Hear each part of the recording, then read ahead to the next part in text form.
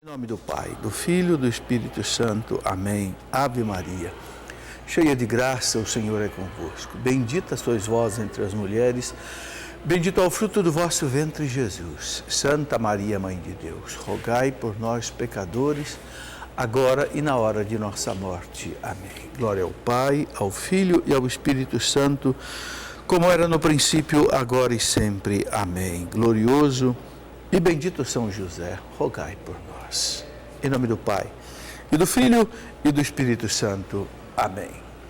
Bem, eu quero começar o programa mostrando duas coisas. Em primeiro lugar, este livro, Problemas no Casamento. Este livro eu escrevi por causa de muitas perguntas que eu recebo sobre esse assunto. São perguntas que chegam por e-mail, chegam aqui nesse programa, chegam no programa da Escola da Fé, no Trocando Ideias, né? Quais são esses problemas no casamento? Até listei aqui atrás, né? Alguns deles, né? Coloquei aqui, por exemplo, falta de diálogo no casamento, depois, muitas vezes falta uma palavra carinhosa, falta um passeio descontraído e alguns problemas, como, por exemplo, a questão de idade, diferença de idade, às vezes questão de desemprego, doenças, drogas, bebida, traições, brigas, temperamentos diferentes, as violências por palavras, por atos, chantagem emocional, às vezes para dominar o outro, o desrespeito com o outro, os ressentimentos, gritos, acusações, lembranças de erros do passado, problemas com os parentes, a questão do dinheiro, a questão das dívidas, a mentira, a moda, as comparações, enfim, olha, é uma quantidade incrível de problemas. Por quê? Porque são coisas que eu fui recebendo durante a vida, fui guardando, né? E resolvi escrever esse livro, Problemas no Casamento. Já tinha escrito um outro livro que foi Problemas no Namoro, agora Problemas no Casamento, ok? Bom, quero mostrar também duas coleções de CDs que eu gravei. Uma coleção sobre a Bíblia Sagrada. Por quê? Porque é a palavra de Deus. Então, eu gravei mais ou menos 150 horas, um curso bíblico, explicando a palavra de Deus, desde o Gênesis até o Apocalipse. Peguei livro por livro, 72 livros da Sagrada Escritura, expliquei o Gênesis, aquelas partes mais difíceis, né? Êxodo, Levítico, Número, Deuteronômio, etc., até o livro do Apocalipse, que demorou bastante tempo. Bom, então essa é uma coleção. Outra coleção que eu gravei é sobre o Catecismo da Igreja Católica. Por quê? Porque é a doutrina da nossa fé católica. Papa João Paulo II, quando aprovou esse catecismo, Papa João Paulo II disse, é o texto de referência para a nossa fé. Ou seja, quem quiser conhecer a doutrina católica, quem quiser saber o que é ser católico, é o catecismo da igreja. Só que muita gente tem dificuldade para entender o catecismo. Então, o que eu fiz? Eu gravei mais ou menos 40, 50 horas de programa, de um curso. Está gravado em 11 CDs. E quem desejar adquirir, é só entrar no site da Cleófas, www.cleofas.com.br. Você pode adquirir, ou então pelo telefone 12 3152 6566, 3152 6566. Então você tem aí duas fontes de doutrinas muito sólidas para você viver a fé católica de verdade. Uma sobre a Bíblia, um curso bíblico, e outro sobre o catecismo, um curso sobre o catecismo da Igreja Católica, envolvendo as 4 partes do catecismo: o credo, a liturgia, os sacramentos, a moral católica, os mandamentos e a espiritualidade, ok? Muito bem. Vamos, então, dar início às perguntas e respostas do programa de hoje, começando pelas perguntas que chegaram por telefone. Aqui tem uma primeira pergunta que é a seguinte: pode o padre não falar o nome do bispo na missa? Não, o padre tem que falar. Na oração eucarística, cada padre reza pelo Papa, pelo bispo da diocese ou da prelazia, mas tem que dizer o nome do bispo. Isso está previsto na chamada rubrica da missa. Então tem que dizer o nome do bispo. Pode o padre não gostar de distribuir a comunhão? Também não pode. O padre que celebra, ele é obrigado a distribuir a Eucaristia. Por quê?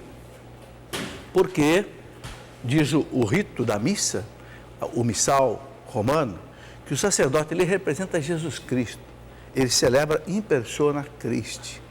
Jesus Cristo distribuiu a Eucaristia para os apóstolos na Santa Ceia. Então, o padre celebrante, o presidente, ele faz o papel de Cristo. Então, ele, na hora de distribuir a Eucaristia, ele não pode ficar sentado e mandar apenas que os ministros distribuam a Eucaristia ou o diácono. Não, ele tem que ir distribuir, mesmo que tenha outros ministros distribuindo a Eucaristia. Entendeu? Repare, quando o Papa celebra, o Papa tem 85 anos, o Papa vai lá distribuir a Eucaristia. Quando os bispos celebram, repare, os bispos vão lá distribuir a Eucaristia. Então, os sacerdotes também são obrigados, pelo rito da missa, a distribuírem a Eucaristia. A menos que o padre esteja doente, com um problema físico, de saúde, aí tudo bem. Pode o padre não querer permitir que seja dado o curso de crisma? Veja, o curso de crisma é obrigado. A igreja quer que todo sacramento haja uma preparação. A igreja não quer que o sacramento seja distribuído sem as pessoas e os padrinhos estarem preparados. Então, no batismo e na crisma nós temos padrinhos. Então, é preciso preparação. Então, o curso de crisma, de curso de noivo, curso de batismo é obrigatório. E deve ser feito cada vez melhor. Entende? Então, deve ser realizado. 4. Pode uma missa durar apenas 30 minutos? Durante a semana pode. Porque a missa durante a semana, o sacerdote não é obrigado a fazer a homilia, não se reza o credo, não se reza o glória.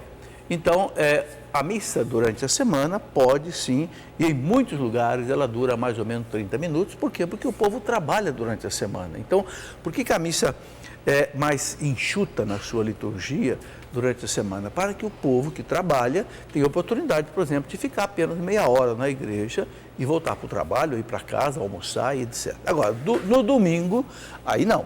Aí no domingo a missa deve ser de pelo menos 1 hora. Porque aí tem a homilia, aí tem o credo, aí tem o glória, aí tem as orações da comunidade, tem os avisos paroquiais, aí é diferente.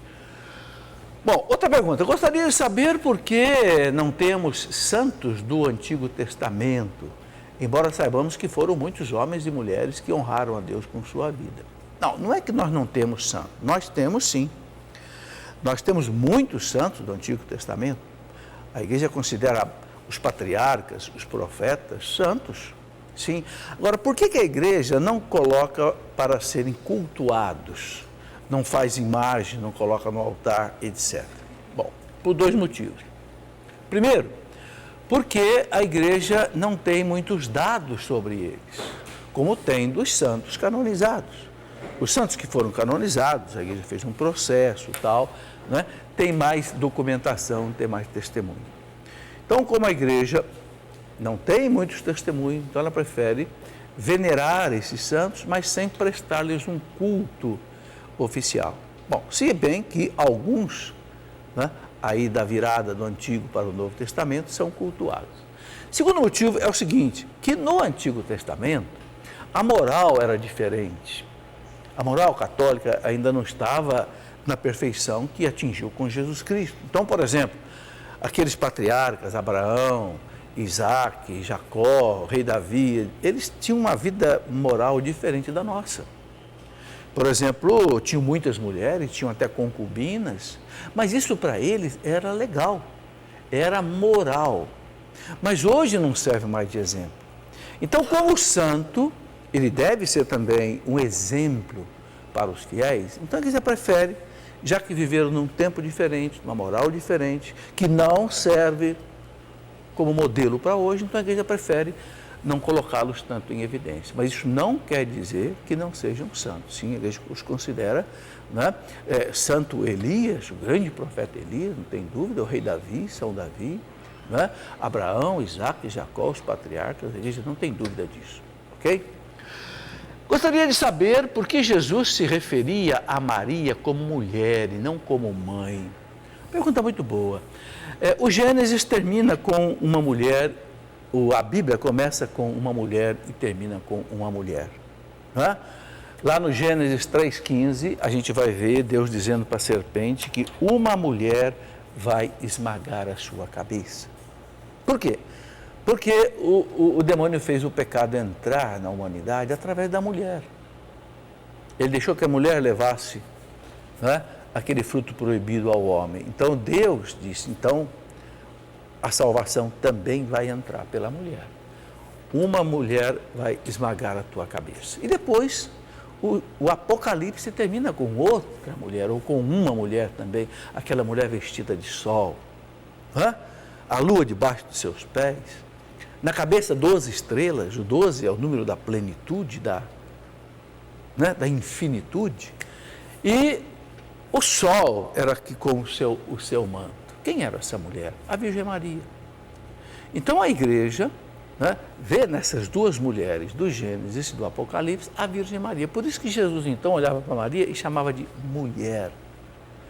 Mulher, não chegou ainda a minha hora, né? Lá nas bodas de Caná.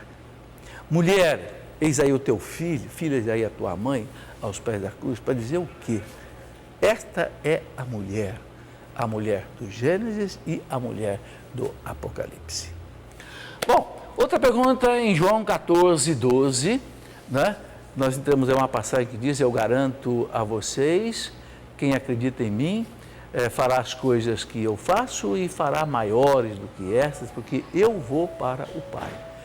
Qual é o entendimento correto desta passagem? Bom, quando Jesus diz aí, né,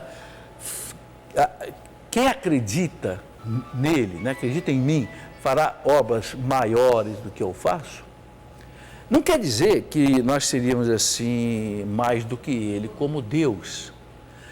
Eu vejo aí, por exemplo, tudo que a igreja fez. Veja, Jesus, falando como homem, Jesus, o que ele fez como homem? Ele evangelizou aquelas cidades da Palestina e nunca saiu dali da Palestina. Tá certo? Olha, se nós formos olhar a vida de certos santos, fizeram mais do que Jesus em termos humanos, ou seja, em termos de caminharem mais, pregarem mais, fundarem grandes congregações religiosas, como São Francisco de Assis, um Santo Inácio de Loyola. Então, eu penso que Jesus quis dizer assim, vocês vão poder fazer humanamente, quantitativamente, em termos de evangelização, mais do que eu fiz. Né? Porque, inclusive no tempo de Jesus, não tinha carro para ele andar, não tinha avião para voar, hoje nós temos. Então, o evangelizador hoje pode fazer mais do que Jesus, no aspecto humano. Claro que não é no aspecto divino, no aspecto de milagres e coisas desse tipo. Né? Eu vejo nessa palavra aí um grande estímulo que Jesus deixou a nós. Creiam em mim e vocês vão fazer grandes obras. Olha, um exemplo, essa televisão que você está vendo. Eu vi a Canção Nova nascer há 30 anos atrás. Aliás, na cidade que eu morava, em Lorena, era uma casinha com o Padre Jonas e 10 pessoas. Hoje é uma comunidade que tem rádio, TV, internet, que atinge o Brasil e o mundo. Por quê? Porque esse homem acreditou em Jesus. Então, quem crê em mim fará coisas maiores do que eu fiz. Muito bem, uma pergunta que vem do Pedro Henrique, lá de Serra do Salitre, em Minas Gerais. Ele pergunta assim, professor Felipe, tenho uma Bíblia velha em casa, toda deteriorada pelo tempo, com todo respeito à palavra de Deus, como faço para me desfazer dessa Bíblia? Você pode fazer a Bíblia, claro, a palavra de Deus é algo que precisa ser respeitado. Você pode, se não quer mais, ninguém quer mais, você não quer guardar mais de lembrança, então você pode queimá-la, destruí-la. Não deixe jogada no lixo, por quê? Porque é a palavra de Deus, não deve ser profanada, ok? Ou então você enterre, entendeu? O que nós fazemos com um cadáver que já não pode mais viver nesse mundo? Nós enterramos. Não vamos deixar o cadáver aí insepulto, jogado de qualquer jeito. A Bíblia também. Pega a tua Bíblia velha, ou também isso vale para uma imagem. Uma imagem que está quebrada, você não quer mais restaurar, não compensa, enterre. Para quê? Não vai jogar no lixão, porque é uma coisa que foi benta, uma coisa sagrada, então não deve ser profanada. Então você enterre, entende? Ou então você coloque num lugar bem seguro que não seja profanado. O Fábio Félix, de João Câmara, no Rio Grande do Norte, pergunta o seguinte: professor Felipe, qual a diferença da tiara para a mitra papal? E por que o Papa não usa mais a tiara? Bom, a tiara, o Papa usa a mitra, como os bispos usam, né? Vamos dizer assim, aquele chapéu do bispo. O nome não é chapéu, né? É mitra, que tem inclusive duas pontas, né? É pontiaguda assim, tem duas pontas, que significam o quê? Essas duas pontas significam o Antigo e o Novo Testamento, né? No bispo, a gente tem ali o representante de Cristo, que foi anunciado no Antigo Testamento e que veio para anunciar o Novo, né? Muito bem. A mitra do Papa tinha 3 coroas, né, que se chamava tiara, né? Se a gente olhar, por exemplo, a fotografia dos papas mais antigos, você vai ver que na mitra dele tem 3 coroas, era chamada tiara. Os papas resolveram eliminar aquilo para deixar a mitra mais simples. Entende? Assim como várias outras coisas foram eliminadas na vida do Papa, para deixar a figura do Papa assim um pouco menos assim enfeitada, vamos dizer, né? Muito bem, essa é a resposta. A Eliana Sanches, de Carapicuíba, em São Paulo, pergunta o seguinte: tenho uma sobrinha com 20 anos e ela tem um padrinho que não liga, não faz nada. Ela pode considerar outra pessoa como padrinho? Sei que o batismo na igreja é uma vez só. Bom, veja bem, o padrinho é padrinho. Não tem mais como você mudar o padrinho, porque o padrinho, inclusive, está registrado lá, né, no documento da igreja, o padrinho, a madrinha. Agora, se esse padrinho não dá mais atenção ao afilhado, ou afilhada, então, não sei, de repente você pode, assim, oficiosamente, né, considerar uma outra pessoa como padrinho, como madrinha, mas isso aí não é regulamentado pela igreja. Isso pode ser um acordo, vamos dizer assim, de amigos, né, de cavalheiros, mas não é algo que a igreja regule isso oficialmente. Muito bem, vamos colocar aqui uma pergunta que vem por telefone. Essa pergunta estava aqui já, e era a pergunta assim, a pessoa pede para não ser identificada, não dizer o nome dela. Isso você pode fazer, viu? Você pode passar a sua pergunta por telefone ou por e-mail e dizer: olha, mas eu quero que não seja dito o meu nome, nós vamos respeitar, claro. Então, essa pessoa aqui se identificou, mas pede para não dizer o nome dela. E a pergunta é a seguinte: meu marido me traiu com outro homem. Nessa situação, meu casamento pode ser nulo? Bom, eu sei que esse caso se repete mais vezes, não é só o dessa pessoa. Infelizmente, várias vezes a gente toma conhecimento de um marido que acabou traindo a mulher com outro homem. Questão de homossexualidade. Bom, nesse caso, o casamento pode ter sido nulo? Veja bem, em princípio não. Por quê? Porque o que a igreja diz? Quando é que um casamento ele é nulo? Quando alguma coisa que aconteceu antes do casamento e não depois do casamento. Porque, veja bem, se o casamento valeu no momento da celebração, ele valeu. O que acontece depois não é mais motivo para que o casamento seja declarado nulo. Bom, pode ser indício. Por exemplo, se a pessoa adulterou com uma mulher, o marido adulterou com outra mulher ou com um homem, nesse caso aqui, o fato em si não caracteriza a nulidade de casamento, mas pode ser um indício. Que indício esse? Bom, vamos ver. Se este homem que caiu no pecado da homossexualidade, se ele antes de casar já fazia isso, então aí esse casamento a igreja pode declarar nulo. Você entendeu?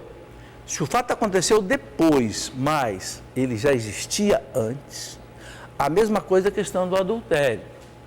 Se o marido adultera depois de casado, não é motivo para nulidade, porque aconteceu depois de casado. Mas, veja bem, se ele já premeditou isso antes de casar, vamos supor que ele já tivesse o caso com uma mulher, antes de casar, e depois de casado ele retorna ao pecado com essa mulher, então esse casamento pode ter sido nulo. Por quê? Porque o padre faz aquela pergunta para os noivos. Vocês querem se casar? Sim. É de livre espontânea vontade? Sim. Vocês prometem um ao outro amor e fidelidade. É para sempre? Você entendeu? Então, se ele prometeu fidelidade, mas já pensando num adultério, ou quem sabe, num pecado de prática homossexual, aí pode ser que a declaração do casamento, que o casamento possa ser declarado nulo. Mas, veja bem, só o tribunal da igreja é que pode dizer. Aqui eu estou colocando assim uma reflexão. Para você ter certeza, o que precisa ser feito? Entrar com a petição no tribunal da igreja, e o tribunal da igreja, então, depois de um processo, que é analisado por 3 juízes, ele vai dizer se pode ou se não pode declarar o casamento nulo. Entendeu? Bom, esta é uma questão. Outra pergunta que vem da Lisiane de Ribeirão Preto, São Paulo. A Lisiane pergunta o seguinte: gostaria de saber se durante a missa, na hora da consagração do corpo e sangue de Cristo, qual a postura correta dos fiéis? Lisiane, não tenha dúvida. O missal romano diz que a pessoa deve se ajoelhar na hora da consagração. Está no missal romano, que regulamenta a missa. Eu fico assustadíssimo de ver que alguns padres, às vezes, dizem para as pessoas, todo mundo de pé. E pior ainda, alguns padres que mandam retirar o genuflexório, onde se ajoelha, e diz, não, tem que ficar de pé. Está errado. Está errado. O código, o missal romano diz o seguinte: temos que ajoelhar, a menos que o local não permita ou a pessoa não tenha condição física de se ajoelhar. Mas se a pessoa tem condição física de se ajoelhar e o local permite, deve-se ajoelhar. Entende? Combata esse erro, que é o seguinte, de alguns sacerdotes que querem impedir as pessoas de se ajoelharem. Isto está errado, tem documento da igreja que fala muito claro sobre isso.